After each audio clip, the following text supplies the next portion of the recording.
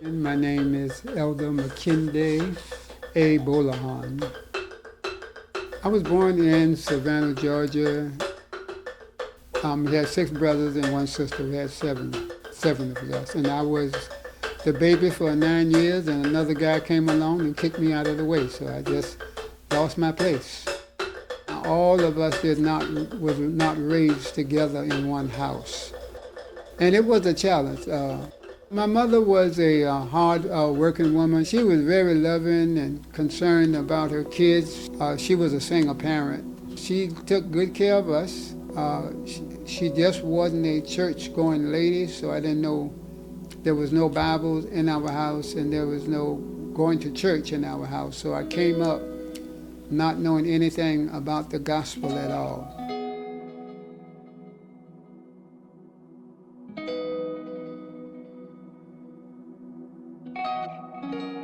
I did not know my father. My father was an engineer, and his last name was Williams. I seen my father one time in my whole life. I was 5 years old at the time. My mother did not tell me much about my father at all. At 5, I don't remember much of hearing anything about him. But one day he came from New Jersey. He brought a young lady with him. I guess it was his girlfriend. And that's the first time I seen him, and he carried me out to lunch. And I enjoyed the meal, and he convinced me at that time at 5 that I would enjoy living with him better than I would enjoy living with my mother. And so he said, I'm going to fix the trunk up so that it'll close, but it won't close, but I'm going to put you in it. Because when I go back to the house, I'm going to tell your mother that I have decided to carry you with me. And, you know, it sounds good to me at 5, so I said, yes. Yes, that's what I want to do. So round the corner before he got to the house, he fixed me in the trunk of the car. So when he got to the house, he called my mother to the door and knocked, and he told her that he had decided that he was going to carry me back up to New Jersey with him because he think that it'd be best if I had a father in my life. So after he told her that, I heard some cracking and stuff of that nature, and he started making a lot of funny noises and like in a lot of pain because she had got her a stick and she had started beating on him. So I was able to unhook the trunk the way he had it hooked. He told me I could unhook it. And I jumped out and I told my mother, Mama, here I am. And that saved him because I think she would have, I think she would have took him out at that time when she saw me. But when he left, it was a total abandonment. I mean, no financial support from my mother, no financial support from me. And so I never did hear from him anymore. But that really left a void in my life. And there really my brother also had lost his father. And so that just left, there was no father figure in our lives.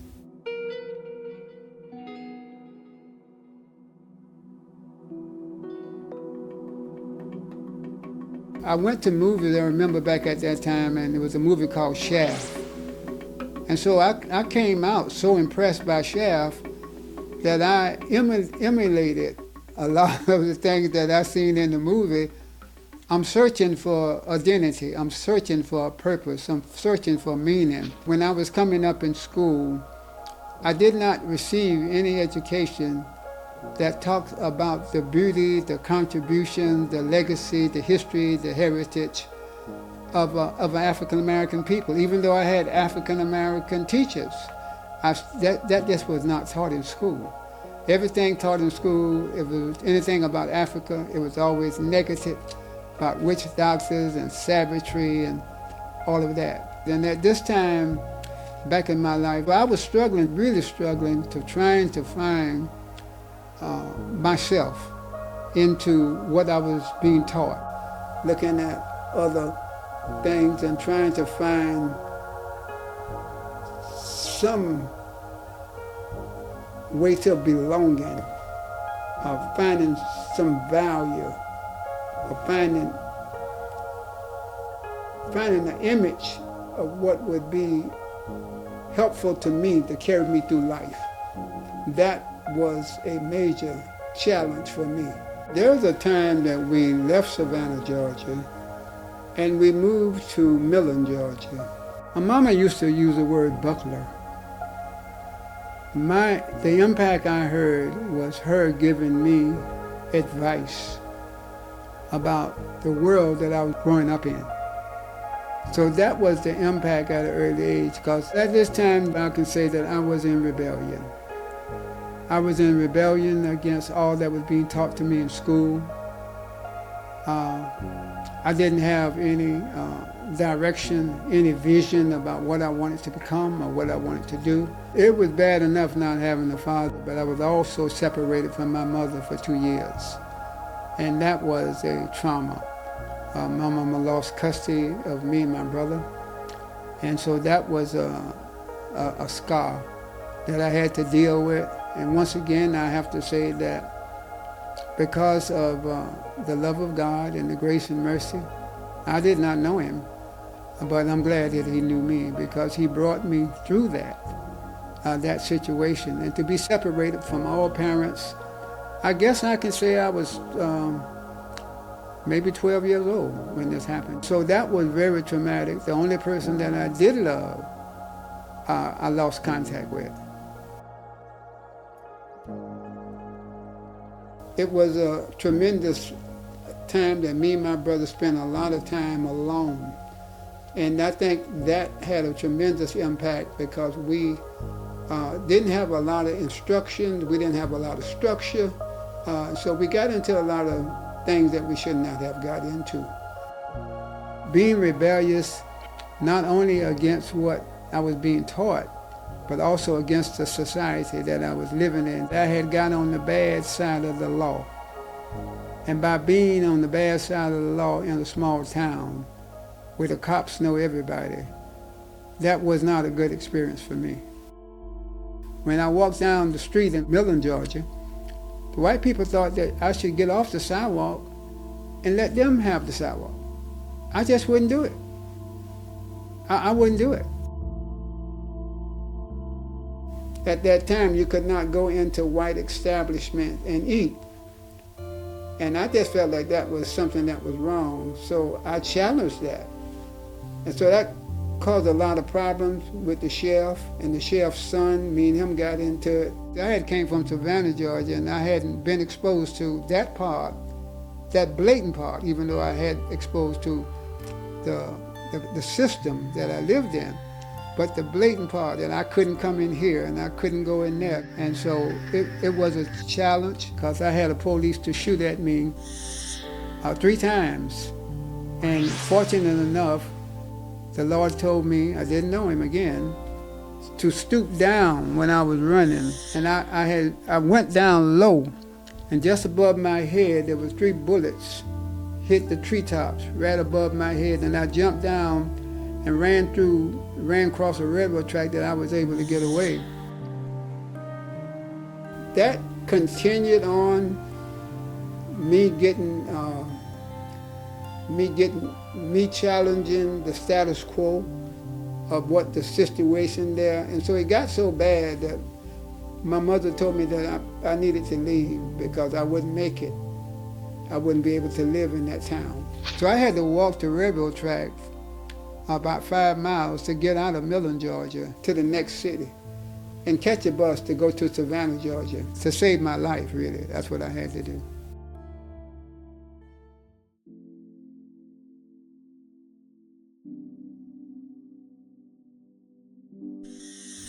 That was another separation then for the support that I had.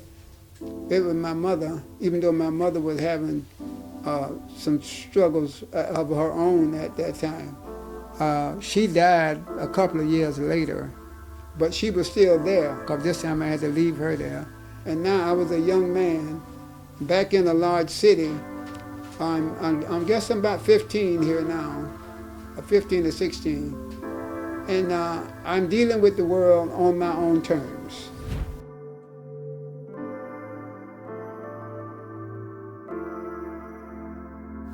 I started working at the golf course as a caddy, and being out in the open, in nature, it had a profound effect upon me to be out in nature like that, because it was so beautiful.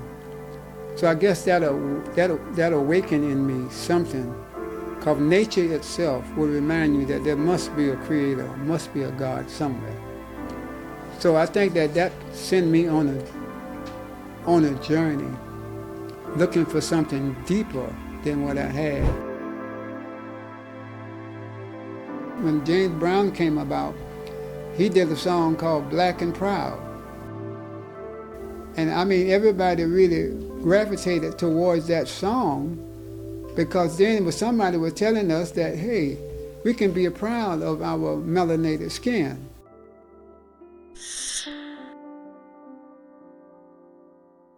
But I was a young man who always desired to become knowledgeable about the things that I thought that would be beneficial to me intellectually.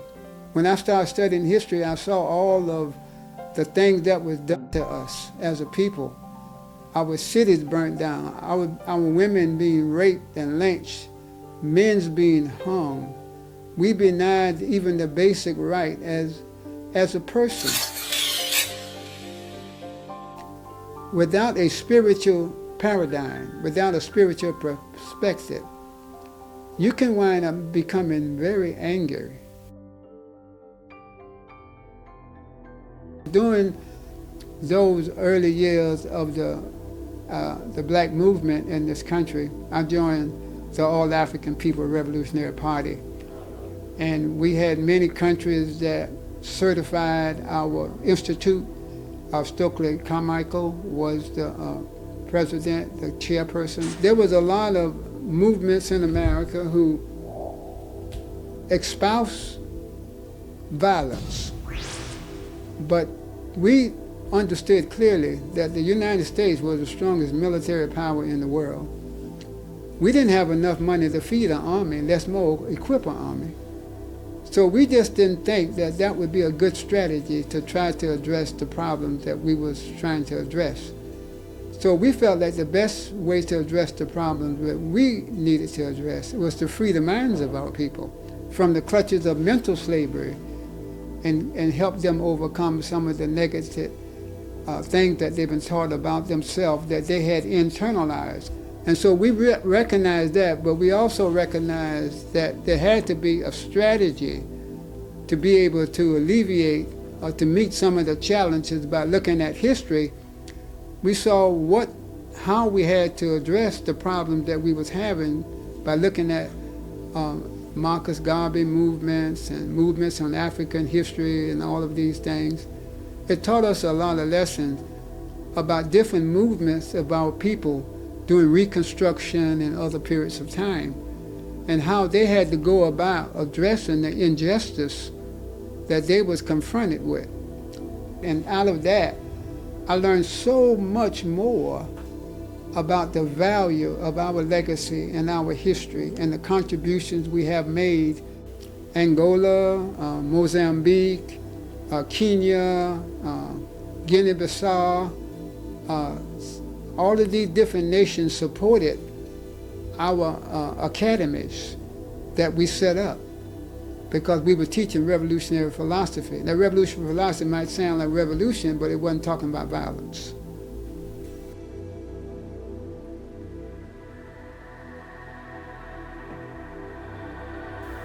I did not know the Lord, but all during this time, because I was being taught brotherhood and love of people and love of country and love of somebody else greater than myself, I developed a concept of brotherly love, especially for people who look like me, or people who was oppressed.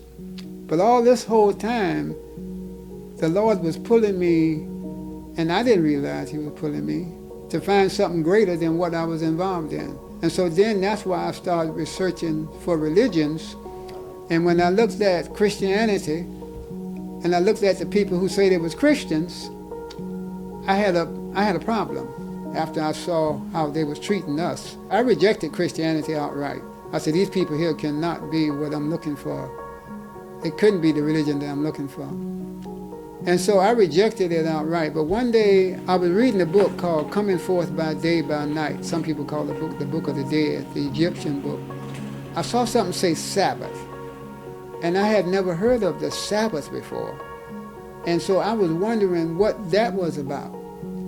So I looked into it and I found out that a church that observed the Sabbath was down the street, the same church I go to today. And I went down in that church to see what they was doing. And when I walked in the door, they was singing hymns. And actually it was beautiful hymns, but I'm so used to Bob Marley, reggae, third world. And I said, Lord, I know you ain't bringing me here. I mean, this music here, I mean, I just was not accustomed to hearing that kind of music. And so I visited that church a couple of times, but I stopped visiting it because I just didn't think, when I looked at the structure of the church, and I saw a lot of white folks involved in the association. So I said, well, now, Lord, I already, in my mind, white folks going to hell because of how they're treating us. So I said, no, Lord, this ain't where you want me. This ain't where you want me to be. But the lady down at the Adventist Church used to see me do radio programs on health. I was a vegan, vegetarian, teaching health.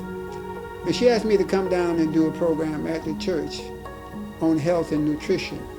So I came down doing what they call AYS, that's a young people program, to teach them about health. And when I got through, two young, beautiful ladies came down the aisle and told me just how much they enjoyed the presentation. One of them young ladies wound up later on becoming my wife. And that was a blessing right there. But at the time, she was going to church, but I wasn't. And then she came home one day and she spoke to me. She said, I'm a widow. I said, what you mean you're a widow, my lady? She said, every Sabbath, every Saturday I go to church by myself. I don't have no one to go with me. And, you know, this is how a woman should approach a man. Then she started telling me all the wonderful things she loved about me. And then she said, but I sure would appreciate it very much if you would go to church with me. And the next week, my brother, I was in church. And that carried me on a journey now that not only do I enjoy the hymns, but I sang them myself to bring great joy to me. But I became an elder in that church. I'm also the Health and Temperance Director of that church. We also do a weekly radio program on health and the Bible. And we teach many other classes on the Bible and health as well. I'm also a Sabbath school teacher at the church as well. So that joy, that lady who spoke to me in such a kind, loving way. She didn't take the Bible and beat me over the head with it and say, you ain't doing this. She spoke to me in such a kind, loving way that it pulled at my heartstrings and it brought me into the faith.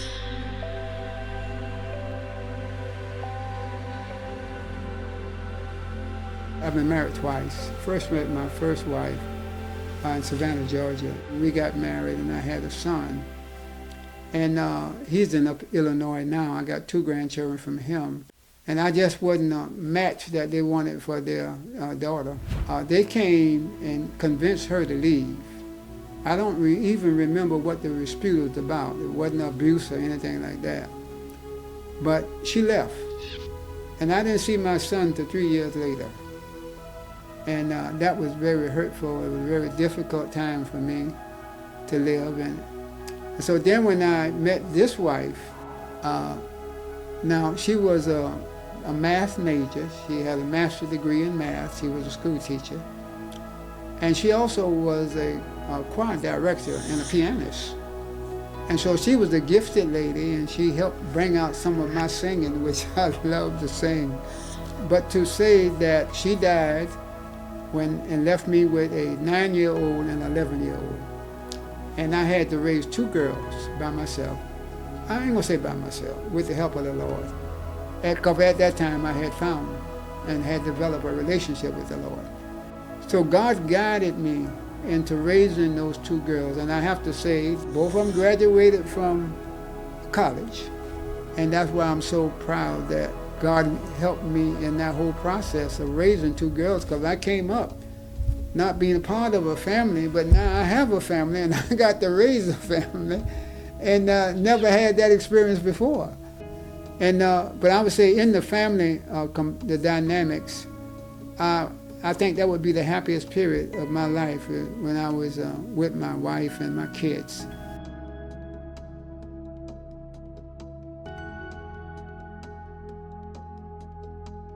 I believe the importance of families and families staying together to provide that sense of security and direction to a child.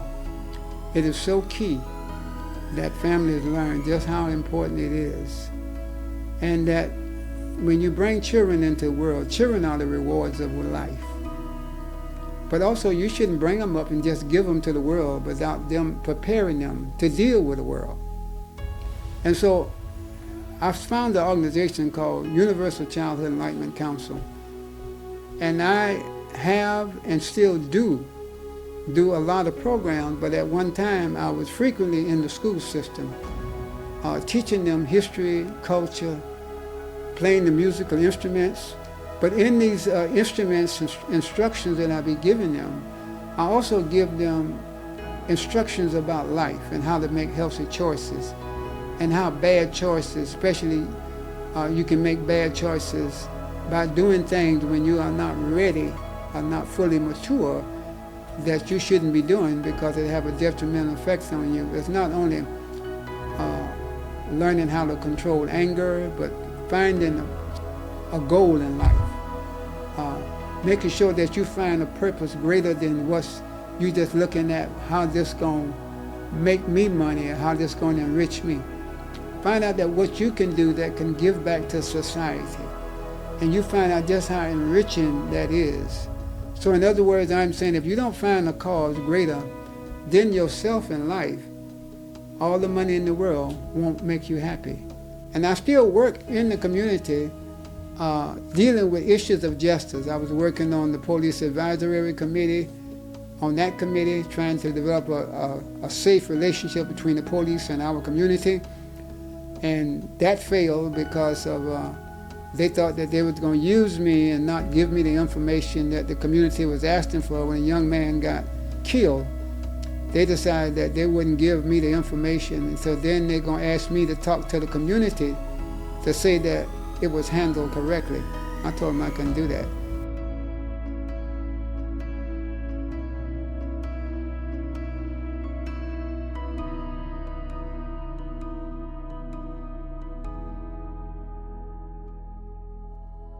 Young people now are confronted with more challenges than we ever been confronted with, because mass media, the culture now is much more rancid, much more toxic than it ever was. I mean, we got people confused about even is there a boy or is there a girl now. We got people now playing rap music in cars, and little babies are sitting in the baby protection devices, and they're listening to all this music that got all this profanity and all this negative, so they don't even have a chance to grow up thinking in the right direction. For every action, there is a reaction. For every cause, there is effect. What you sow, you also going to reap. There are consequences for choices. So you need to spend some time becoming knowledgeable and recognize that you are not just here haphazardly in this world. You was born for a purpose. But you must learn to make choices, and you can't make choices if you high on any kind of substance. You can't make choices if you make choices out of anger. If you internalize not believing how valuable you is as a human being, that you don't value yourself, then you ain't gonna value other people. So we have a lot of murder taking place in our community right now, where people now are trying to solve problems with guns, And it's not creating any solutions, they create more problems. So I'm saying, young people, that in life have not been no crystal stairs for me. It have not been an easy road. But like the lady say in that poem, I am keep climbing, honey. I am keep moving on. I am keep going. Life is a struggle. But as you struggle in life and you struggle in the right direction, you get stronger. You get stronger and you learn to appreciate life itself and understand the value of life and understand your own personal value. But I would say, get with any mentor, someone who is positive, someone who cares for you and wants to give you some good counsel. Learn from other people's experience, because if you try to experience everything in life, you ain't gonna make it through life. They say experience is the best teacher. I would agree. Learning from other people's experience, learning from other people's mistakes, for you won't have to repeat those mistakes. In this world, like David asked Solomon, in all things, get wisdom, and add to your wisdom understanding.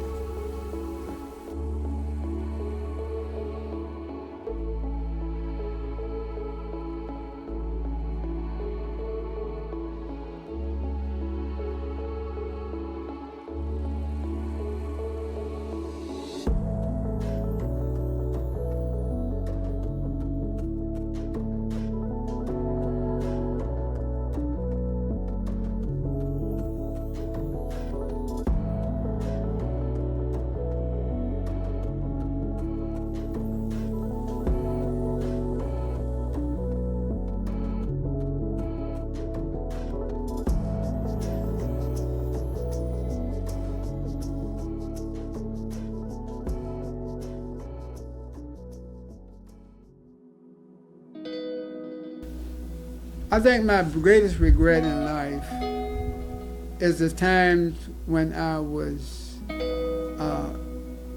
short patient. I used to have a problem with anger, and that problem caused me a lot of problems. Not learning how to control anger was something that God had to help me with. My greatest joy is to having a relationship with God and family. And I'm not just talking about my immediate family, I'm talking about my Christian family as well. My greatest joy, finding purpose in life, finding meaning in life, making a contribution to other people's life. You know, it brings me great joy to help other people. I don't know if people understand just how great a joy that is. When you can see that you can make a difference in somebody else's life, it does bring great joy.